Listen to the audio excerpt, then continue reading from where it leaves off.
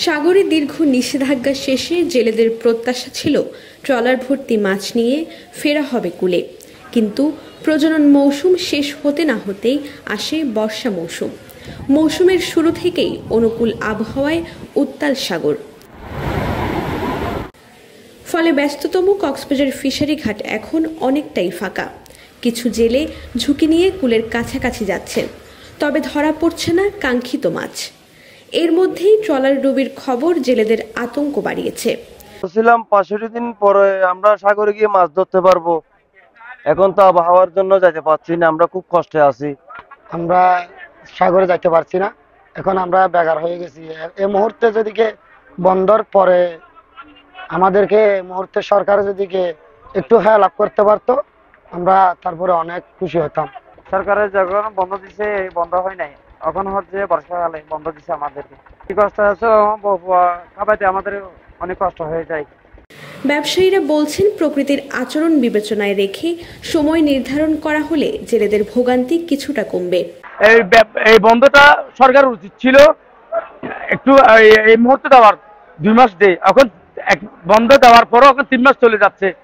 তো সরকারের কাছে আমাদের আবেদন হচ্ছে যে বন্ধটা যদি 2 মাস আরো আগে দিত এবং জেলেরা সুবিধা বুক করতে পারতো, আমরাও সুবিধা বুক করতে পারতাম, কিন্তু এখন আবহাওয়া খারাপ, এখন মাছ নাই। ওই বন্ধটা 1 মাস আগে হওয়ার কারণে ব্যবসায়ীরা এবং জেলেরা, যারা ট্রলিংয়ের ফিশিংয়ের যারা মালিকরা আছে, এরা সবাই এই বছরে সবাই ক্ষতিগ্রস্ত। জেলা মৎস্য বিভাগ জানিয়েছে, গেল বছর কক্সবাজার উপকূলে জেলেদের জালে ধরা পড়েছিল 2,49,000 মেট্রিক টন ইলিশ সহ নানা প্রজাতির মাছ।